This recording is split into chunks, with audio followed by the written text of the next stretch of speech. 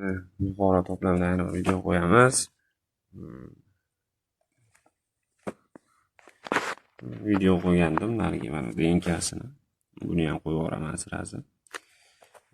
Demak, masala qanaqancha masala. Masalani ishlay olaman degan tushuncha bo'lsin.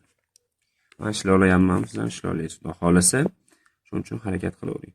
Quyonlar soni tovuqlar sonidan 1,5 marta ko'p. Tovuqlar soni quyonlar sonidan esa 10 taga kam. Agar har bir quyonning og'irligi 1,6 kg, har bir tovuqning og'irligi 2 kg bo'lsa, u holda quyidagilarni aniqlang. Barcha tovuq va quyonlar yegan bo'rlarning massasi qancha kilogramga ortgan, quyonlar iste'mol qilgan o'tning biomassasini toping. Bu yoqda do'stlar, ekologik piramidaga oidroq masala endi qarang. Bu yoqda o't bo'lgan, mana bunaqa o't, buni tovuq ham o't yeydi. Quyon mana bundoq bo'lganda, quyon bilan tovuq esa bo'ri yegan. Endi bizga aytibdi, quyonlar soni tovuqlar sonidan ko'p. Bu degani quyonlar soni tovuqlardan ko'p. Bu ko'p ekan. Va u 1,5 marta ko'p ekan. Bu 1,5x deb olasiz. Shunaqa joyda 1,5x. Siz nechtaligini bilmaysiz, lekin 1,5 marta ko'p. Bu yoqda x. Bu degani bu yerda 10 ta tovuq borsa, bu yoqda 15 ta bo'ladi degan. Ya'ni 1,5 marta ko'p degan. 1,5 marta ko'p bo'ladi. Bo'ldi shu. Katta mantiq kerak emas. Demak, x teng 1,5 x ekan. Endi mana bu ximiz tovuqqa tegishlimidi va bizni masala shartida aytib o'tib ketdi. Agar masalani tushunmaysiz, qayta o'qishni o'rganing. 10 taga kam. Ya'ni ximizga mana bu ximiz mana bu 1,5x dan, ya'ni quyondan 10 dona ekan. Bu degani mana bu ximizga 10 tani qo'shsak, mana bu 1,5x ga teng bo'lib oladi degan. Yoki bo'lmasam ximiz 1,5x dan ayiramiz 10 ni, ya'ni nechtaligini x topib turib 1,5 ko'paytirgan chiqqan raqamni 10dan 10 ayirsak, bu yoqdagi raqam kelib chiqadi. Shu ikkala tenglik mantiq ishlatsak bo'ldi. Endi nima qilamiz? Mana bizga qoidada bir narsa ma'lum.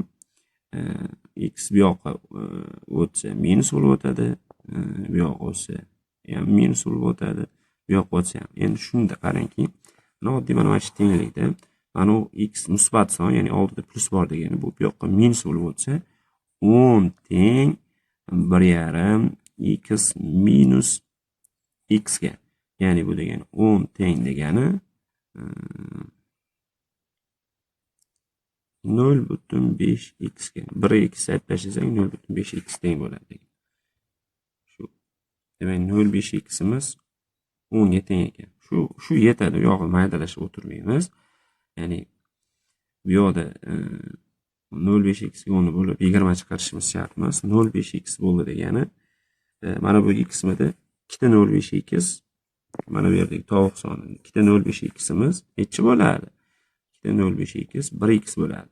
0,5ximizdan, ya'ni 2 0,5x bo'lsa x bo'lsa 2 10 20 bo'ladi. Bu degani mana bu yerda 20 ta tovuq bo'lgan, ya'ni quyon 1,5x mi? Bunaqasidan 3 ta degan 10 ni 3 ga ko'paytirib olsa, bundoq deb mana proporsiya qiladi. 10 tamiz 0,5x bo'ladigan bo'lsa, ximiz qancha? 20. 10 tamiz 0,5x bo'ladigan bo'lsa, 1,5ximiz qancha? Bu 3 marta katta son, 3 marta katta son 30 bo'ladi.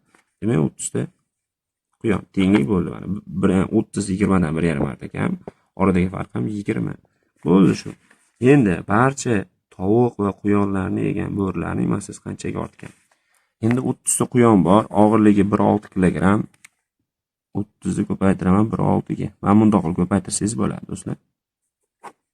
Yoki bo'lmasa 16-chi mana virgulni to'g'ri qo'ya olaman. 6 kara 0 0, 6 kara 3 18. Mana virgulni to'g'ri qo'ysangiz osongina ko'paytirasiz. Ko'pincha o'quvchilar shunaqa ko'paytiraman. Mana 0 yozish shart emas, yoki virguldagi bitta 0 bo'lgancha bu qator o'chirib tashlasangiz ham bo'ladi. 8. Agar 0 bilan tugasa, 8 4 48.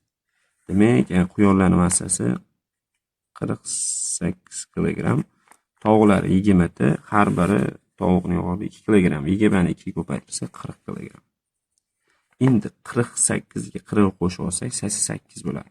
Demak, 88 kilogramm bo'ri 88 kilogramm ozuqa yegan.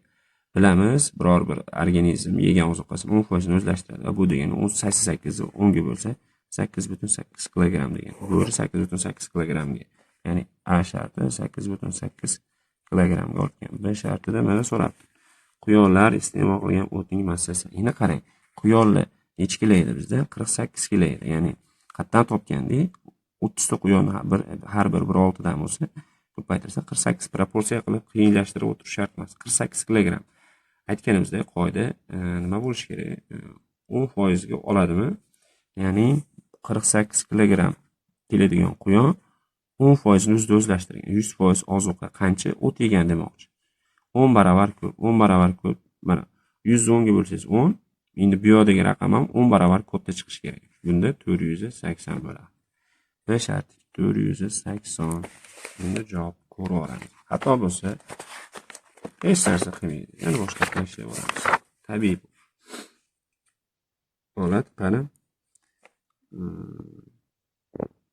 Oldingi masalada 40 mana 8,8 kilogrammga 480 kilogramm ekan. Men bitta ko'rsatib ketyapman. Bu yerda ishlanishi muhim, ya'ni orqasidagi javobni bilganingiz bilan ishlay olasiz deganmiz. Mana yozib qo'yamiz. Birinchisini shartini 240 edi. 1800 edi. Mana hozir ikkita videoni bitta olyapman-da, ishlaganmiz. Hozir bu yoqdagisi 808 ga ortibdi. Bu esa